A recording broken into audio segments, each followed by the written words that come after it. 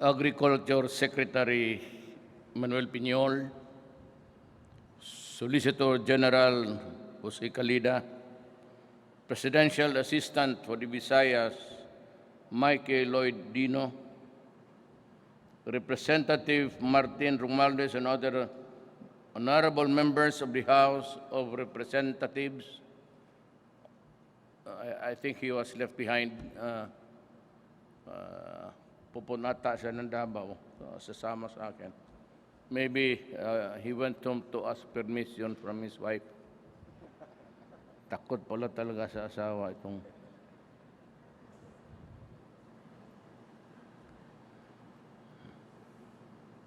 Alangalang, how do you pronounce it? Municipal Mayor Lovely and you, officials and staff of Chen, Agventures Rice Processing Complex, led by its founders, Mr. and Mrs. Francois Patrick Renoche. Other distinguished guests, ladies and gentlemen, mayong gabi. You know, as I have told you before, I was utterly frank with you when I became president that I am a night person and my day starts at 1 o'clock. And if I have many things to do, itong mga out of town ko, well, I can always honor the commitments, but I have to fly helicopters by night. Hopefully it has was done in good stead, safe naman, at umaabot naman ako sa inyo. In today's fast-paced and highly modernized society, it is imperative for us to utilize the latest technologies at our disposal in order to help our people lead better and more productive lives. I therefore would say that I am really happy, very pleased to join all of you today as we inaugurate the Chen Agventures or CYA Rice Processing Complex. To the joint efforts of the Department of Agriculture and the Philippine Rice Institute, we were able to make this partnership possible. This project is a testament of our commitment to find more ways to actively respond to the various problems and challenges confronting the agricultural industry. Complex that we're taking initiatives to sustain our rice supply and ensure food security for our nation. At the first large-scale sustainable rice processing facility in the Philippines, I am hopeful that CYA will be able to help us to continuously propel the agriculture sector forward by providing our farmers with the equipment and technical assistance that they need to produce high-quality rice. I am certain that with your valuable, invaluable partnership and the Renoche Palay procurement program, we'll be able to truly improve the well-being of our farmers by helping them realize the role as the true drivers of agricultural development. I hope that CYA and the local government of Leyte will continue to take further strides in spurring countryside development, as well as the others in advancing the rice industry towards more progressive and modern practices. Together, let us continue to respond to the call of nation building by empowering the most vulnerable in our society so that all Filipinos may have an equal chance towards a better and future life. Mabuhay kayong lahat. May I little bit, what, are you hungry? I am. If the food is ready, then I just can shorten my, but I'd like to just also mention that si Secretary Piñol will be leaving the agriculture portfolio. Hirap ako sa Mindanao because we have created a new political entity there, the BOL, or BARN, for that matter, as it is known today. There seems to be a lag na nakikita ko, there's not much activity in really trying to devolve all powers of the national government relevant to the existence of BARN. They seem to be, I'm not saying that they are not moving, but ever so slow, that I would need a point man there in the likes of Secretary Piñol. The Mindanao Development Authority is a special entity geared towards the full development of Mindanao. With the changing political horizon there, we have to do what we promised to the Moro people. We have for so many years been at war. We had trouble there before the BARN. And yet, to our maybe luck, and of course Allah, we were able to create the BARN entity, and there seems to be relative peace in Mindanao. Though we have to continue to worry about terrorism. And that you have to differentiate what ails Mindanao. Yung mga revolutionary, for example, the MI and the MN, they continue to hope. And we pray that we can move forward. I like to really seek peace for everybody. I do not want war in Mindanao. It would bring nothing but bleeding human beings. Problem is, itong mga traditional revolutionary, it's only an issue of land and their territory.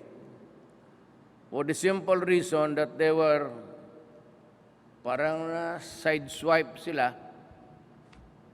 tumagilid sila because with the coming of the Christians, Mindanao, who was really, or which was evangelized by the Muslim evangelists, 100 years behind, ahead rather, and Magellan behind by 100 years in coming to the Philippines.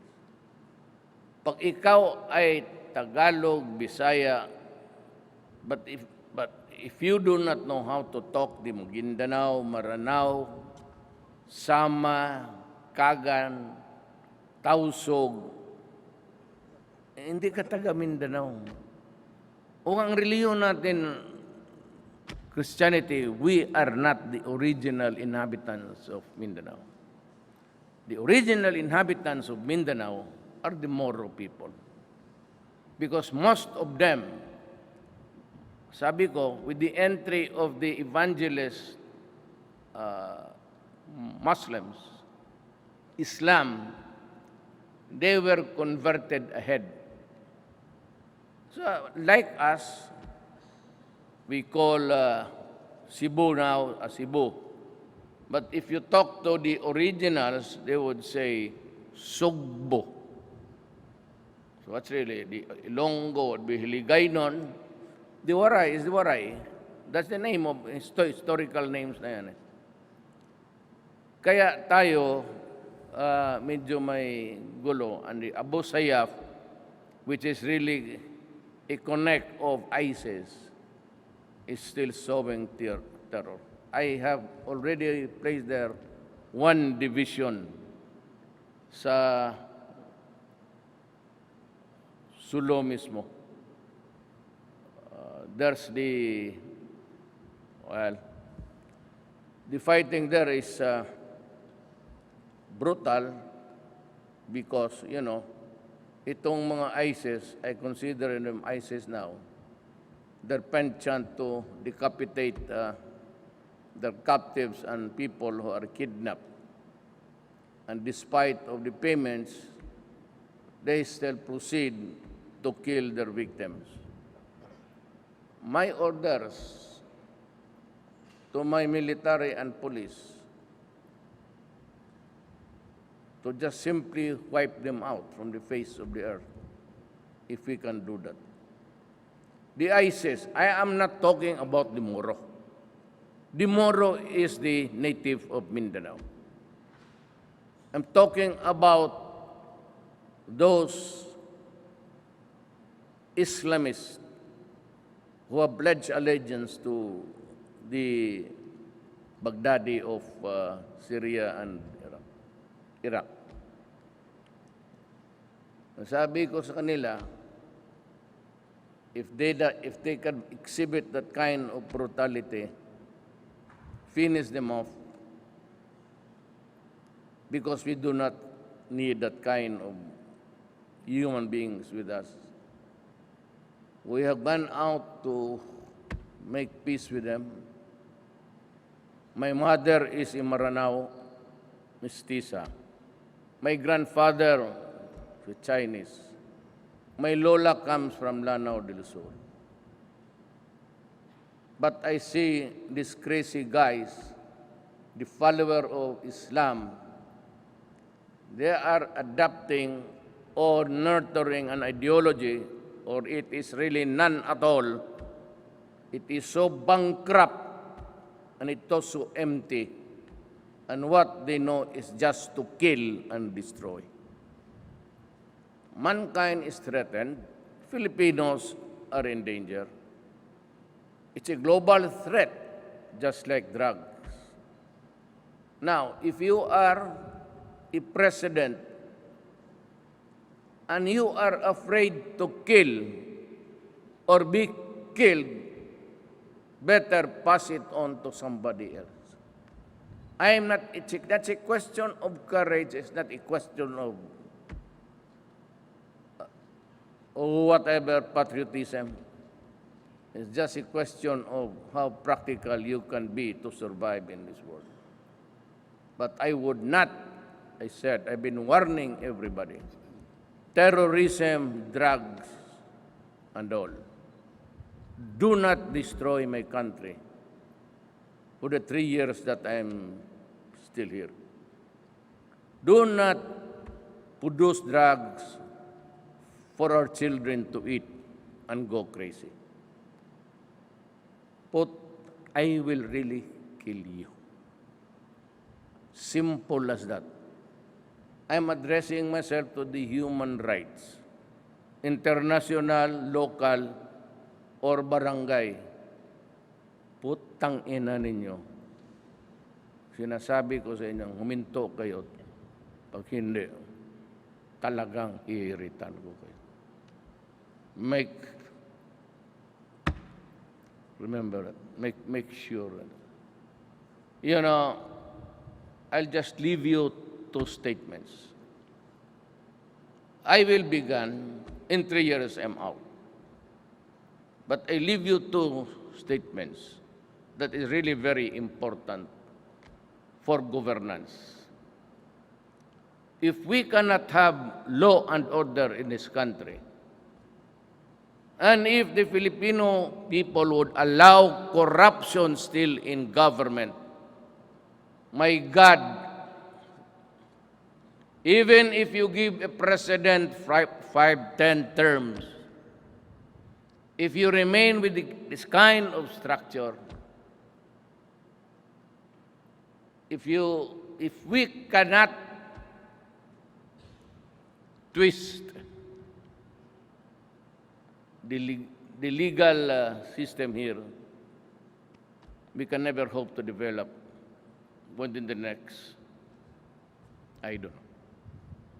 Talagang hanggang dyan lang tayo. Kaya yung with drugs, plus the problem, I have expressed, I hope I did not really offend you, but I said, I regret running for president. Because I promised to do, and I promised little. I did not make any grandiose or sinabi ko lang, pag nanalo ako, I will deal with corruption. I'm dealing it until now. I just fired the president of the GSIS yesterday. I will go for the customs again. There will be a lot of dismissals, I hope. And try to really stop the corruption in the higher crust of government. Sinabi ko sa inyo noon, maliit lang yan dito sa ano. Ano siya, matatanimbala mga ganon. Well, inunda ko yan because it impacts directly sa tao. Sa matter of fact, wala nang bukas-bukas ngayon sa bagay. And the new way is just to swipe your passport and that's it. But because really there are so many arrivals, 42 million, we can hardly cope up. Meaning to say, we did not project or prepared that ganito karami ang pupunta sa atin dito, especially when we made friends with China and everybody in the neighborhood. Ako nung nanalo ako, I was not sure of China because nag-away eh. Pinapaalis nga yung mga fishermen because of Aquino. Remember, there was this standoff. Dalawang barko na nag-agawan tayo, asserting our control. There was this danger of a war because we were ready to shoot at the time. I was not yet the president. Itong putang inang Albert na to, siya nagbigay na mag-retreat tayo because mutually agreed for China to retreat and the Philippines to go back to its original territorial limit. What happened was that si Albert, hindi talaga niya tinignan, and the Chinese never left the place. On that day, we lost Scarborough Shore. I was not yet the president. Doon, we lost the Scarborough and the rest. Nagdatingan sila, and naabutan ni Aquino arbitral ruling, but China says, the China Sea is ours. It is not yours. But sabi natin na we won a case we filed against you, and sa arbitral ruling, nanalo kami. So ipakita mo yan sa Chinese, sabi sa Chinese, kainin mo yan. Kasi amin itong China Sea. By historical and ancient rules. But really, wala man tayong away sa Chinese ngayon. I'd like to ask them. I've been reading books, medieval times, or before Christ, after Christ, and so many wars that happened far in between the years of our existence in our generation. Ngayon lang ako nakita ng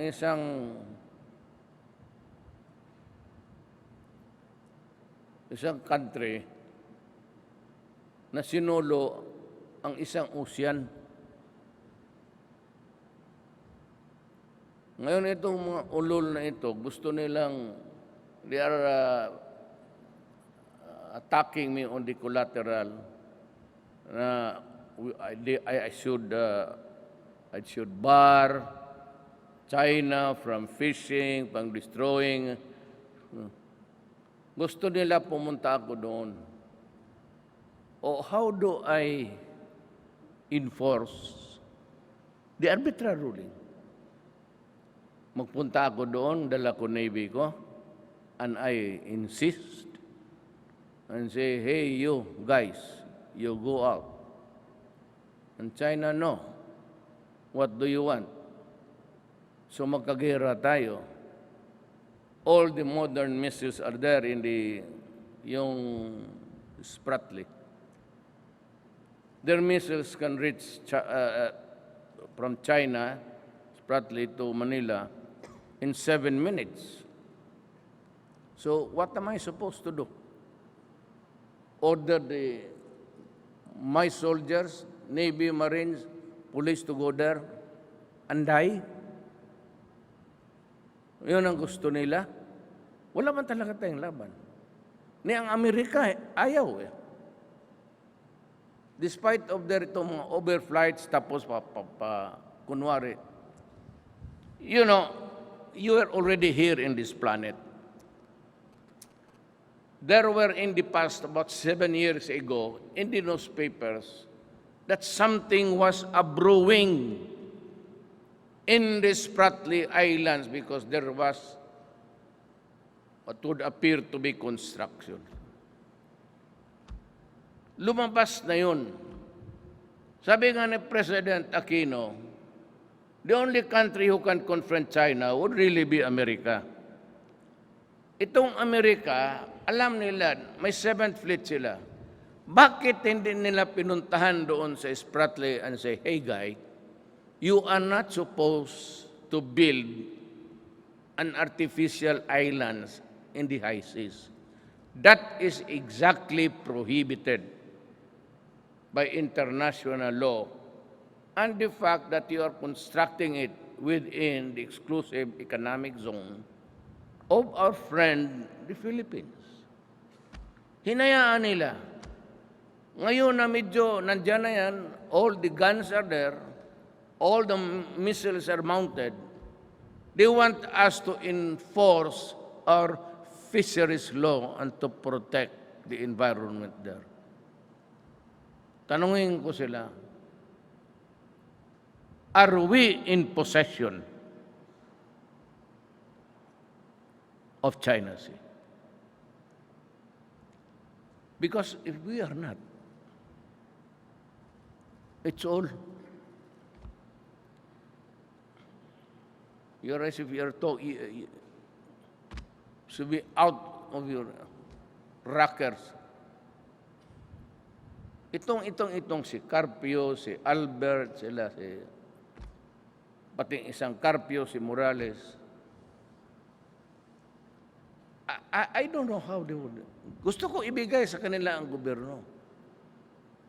Now, because right at the start, my first visit to China, kasi yung in-order ko na 63,000 M16s, binara ng Amerika, 2 of their congressmen stood up in their Congress, to denounce me.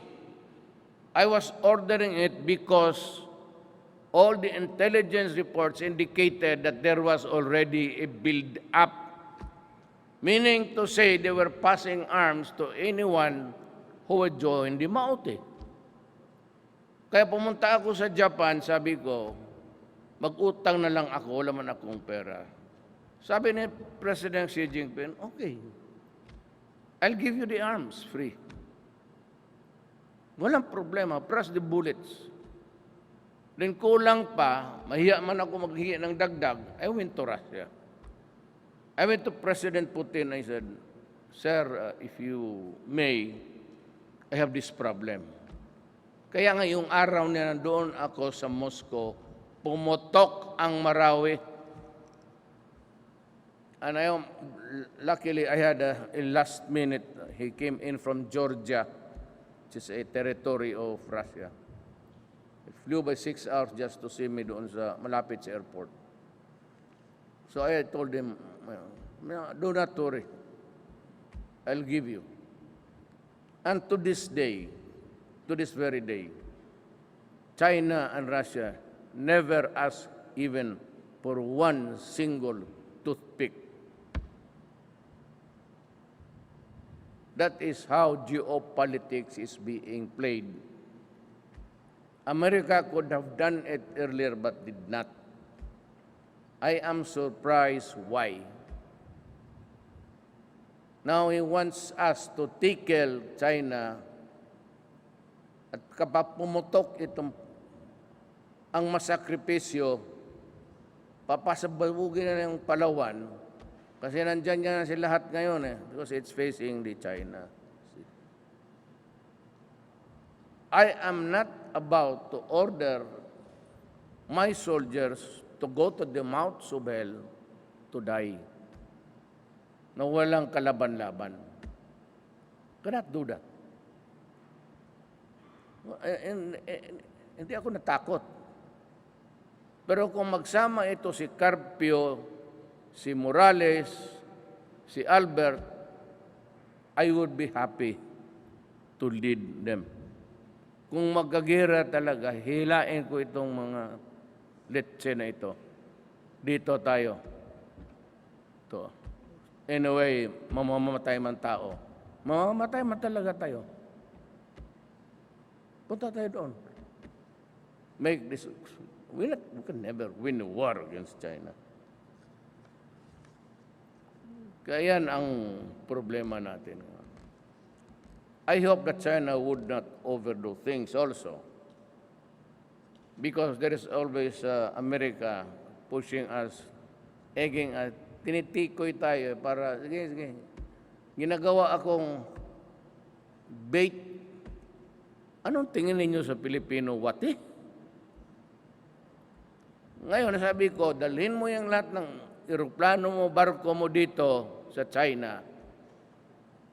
Fire the first shot at nandito kami sa likod.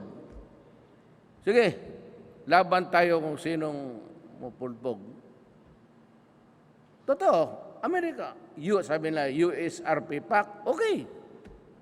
Let America declare the war. Let them assemble all their armaments there in South China Sea. Fire the first shot and I'll be glad to do the next. May RP-US Pact ka tayo. Let us honor it. The human trouble, okay, let's do it. May panahon man talaga na mamatay yung tao. But then, what will happen to the America, and what will happen to the Philippines, and Asia, I really do not know. There's geopolitics laro ng ano dito. Pero ako hindi ako gago. Butit at alam ninyo na hanggang, wala, mahirap tayo Siguro kung ako ang na-presidente, bigyan ako ng 20 years. Itong Pilipinas, kada barangay may 5 cruise missiles, pati kanyon. Totoo. Then I would have really massacred all who stood. Kalaban, hindi mo madala You surrender, tapos babalik ka. Kaya kung ako, ratsadahin na lang kita. Then I will answer, sabi nila, prosecute ako sa International Court of International Criminal Court. O di, sige. Ano naman gusto ninyo? You hang me? Good. You firing squad? Mas mabuti. Kaya maging Rizal rin ako. You feed me to the sharks. Kumakain mo rin ako ng pating, so tabla-tabla lang. Payback time. Yan ang problema ng Pilipinas. So I have 3 years, and when I go back, I would be firing more from the Bureau of Customs. I'm just telegraphing. Then maybe ilagay ko na sa army talaga lahat yung... Hindi na ako maniwala niyan, they are not allowed to work. Since I cannot depend on the idiots, what should I do? Follow the rule that itong army, police, hindi makada. And if my country is sinking, you want me to follow a rule that cannot help my country? I will not. Want to impeach me? Go ahead. Basta, I said, lalo na yung... Ako magka-diferensya tayo, okay lang. Except when it is the essence, the very essence of the security of the state.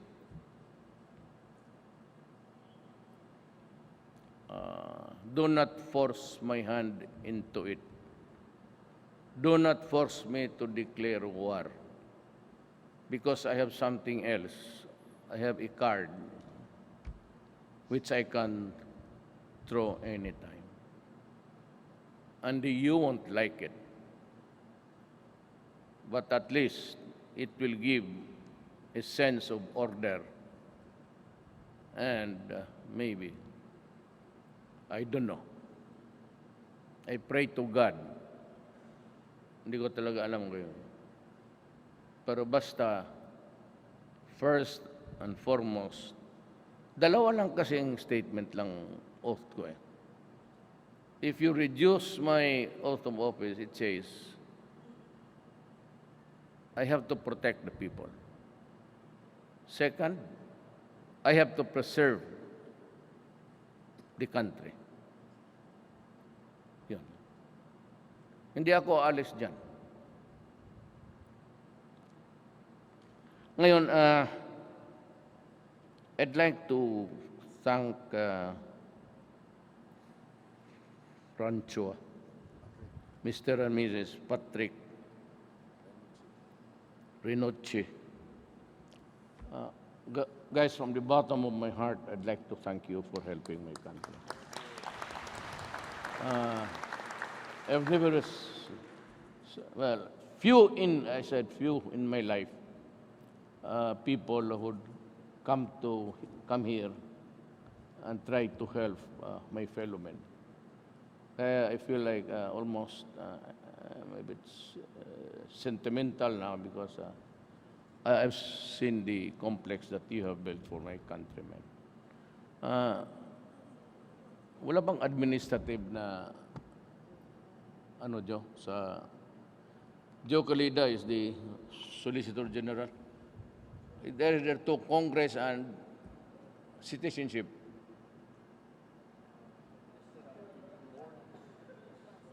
Di ba may administrative yan?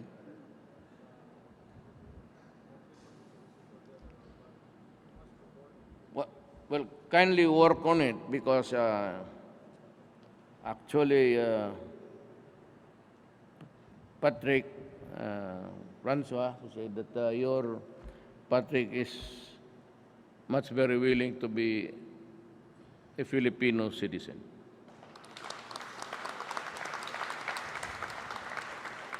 And if we can do that in a jiffy, hurry up, maybe I'll try. Experimental lang naman. If he becomes naturalized citizen, then I think he's qualified to be a member of the cabinet. then I can maybe ask Sir Patrick that you join us and help us because it's really agriculture. Most of it is really the stomach of the Filipino.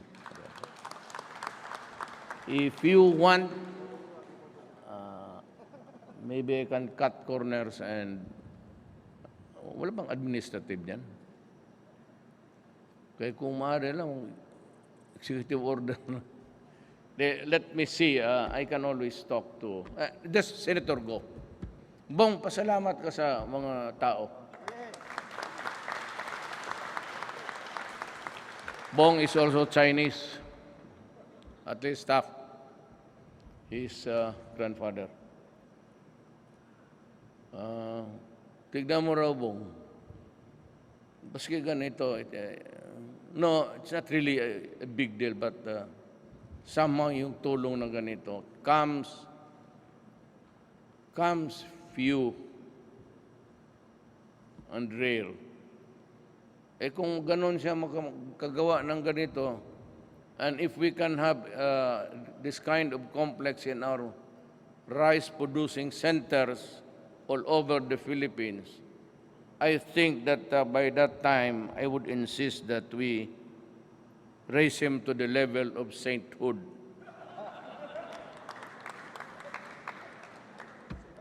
Meron bang Saint Patrick has the church in New York? You've been there? Oh, okay.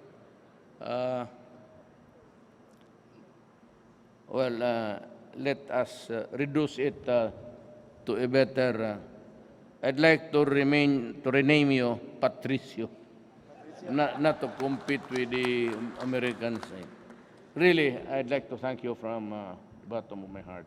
And if we can work together, if you want to stay in the Philippines, and I said, considering the amount that you have invested, I'm not that rich, but I can give you another 1.5 billion to do your thing, as long as,